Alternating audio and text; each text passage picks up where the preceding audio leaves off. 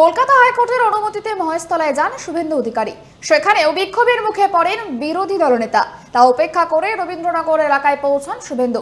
এলাকা পরিদর্শন করে শুভেন্দু জানান, ইনসাফ বিচার আপনারা পাবেন। এক সপ্তাহ পার, দুই ব্যবসায়ী সংগঠনের দ্বন্দ্বে রীতিমতো অগ্নিগর্ভ হয়ে উঠেছিল মহেশতলা। একাধিক দোকানে ভাঙচুর চালিয়েছিল দুষ্কৃতীরা, আগুন লাগিয়ে দেওয়া হয়েছিল বাইকে, এমনকি ইট বৃষ্টির মুখে পড়তে হয়েছিল পুলিশকেও। যে রবীন্দ্রনগর এলাকা থেকে গন্ডগোলের সূত্রপাত, কলকাতা হাইকোর্টের অনুমতি নিয়ে বুধবার সেই এলাকায় পরিদর্শন করেন শুভেন্দু। কথা বলেন আক্রান্তদের সঙ্গেও। সেখানে দাঁড়িয়েই ওই এলাকার প্রত্যেকটা হিন্দু অসুরক্ষিত বলে দাবি করেন শুভেন্দু অধিকারী। বলেন পুরোপুরি সন্ত্রাসের পরিবেশ। একই সঙ্গে পুলিশের ভূমিকা নিয়েও তোলেন প্রশ্ন। 163 ধারা প্রয়োগের ঠিক কী অর্থ তা জানতে চেয়েছেন তিনি। বিরোধী দলনেতার দাবি, পশ্চিমবঙ্গের লোক রাষ্ট্রপতি শাসন চাইছে। তিনি বলেন, রাষ্ট্রপতি শাসনের নির্বাচন না হলে এই এলাকার লোককে লোকসভা ভোটেও ভোট দিতে দেওয়া হয়নি, আগামী বিধানসভা নির্বাচনেও ভোট দিতে দেওয়া হবে না। একই সঙ্গে হুঁশিয়ারি, আমাকে ভাইপো বাবু আটকাতে পারবেন না, মমতার পুলিশ পারবে না। এখানে একটা সন্ত্রাসের পরিবেশ রেখেছে। আমাকে হাইকোর্ট বলেছে রাজনৈতিক কথা বলতে না, বলবো না। আমি দেখতে এসেছি, দেখেছি। আমি মহাদেবের মাথায় জল ঢেলেছি।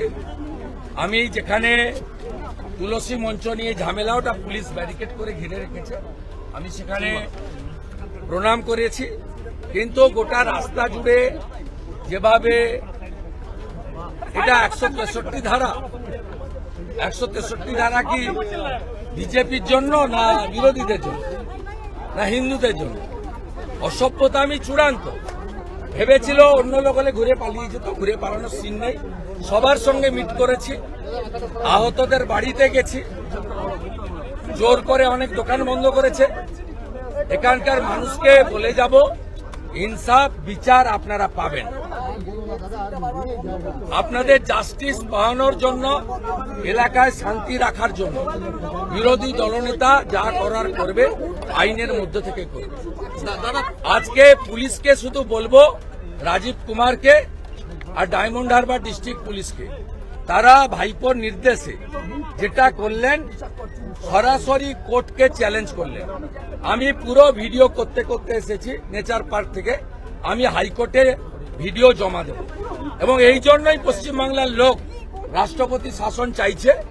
আমিও বলি, রাষ্ট্রপতি শাসনে নির্বাচন না হলে এই এলাকার মানুষকে লোকসভা নির্বাচনেও ভোট দিতে দেওয়া হয়নি, আগামী বিধানসভাতেও ভোট দিতে দেওয়া হবে না। মহেশতলা যাওয়ার পথে স্থানীয় বাসিন্দাদের একাংশের বাধার মুখে পড়তে হয় বিরোধী দলনেতা শুভেন্দু অধিকারীকে। দেখানো হয় কালো পতাকা। শুভেন্দুকে চোর চোর স্লোগানও শুনতে হয় এলাকায়। हम लोग जैसे देखे, हिंदू मुस्लिम मटिया ब्रूज गार्डन रीच पोर्ट इलाका में शांति प्रिय हम लोग रहते थे। कुछ घटना के लिए जो मटिया ब्रूज में उत्तेजना हुआ आगे न हो, इसके लिए हम लोग शांति चाहते हैं। कोई नेता आकर किसी तरह का भाषण दे के यदि फिर से जो शांति फिर रहा था, फिर अशांति न हो, इसके लिए हम लोग यहाँ पर आए हैं प्रोटेस्ट करने के लिए। हम लोग आम जनता है मटिया ब्रूज विधानसभा का, वहाँ मत कीजिए। जो आम जनता परेशानी में कल से फिर हो जाए, जो आपस में एकता हिंदू मुस्लिम का शांति हो रहा था, फिर से अशांति न हो। রাষ্ট্রপতি শাসন জারি না হলে বিগত দিনেও ভোট করতে দেওয়া হয়নি। এই সামনে বিধানসভা নির্বাচন, সেখানেও কিন্তু ভোট দিতে দেওয়া হবে না। শুভেন্দু অধিকারী আসার পথেই আমরা দেখতে পেয়েছি যে একদল মানুষ, তারা কিন্তু শুভেন্দু অধিকারীকে কালো পতাকা দেখান।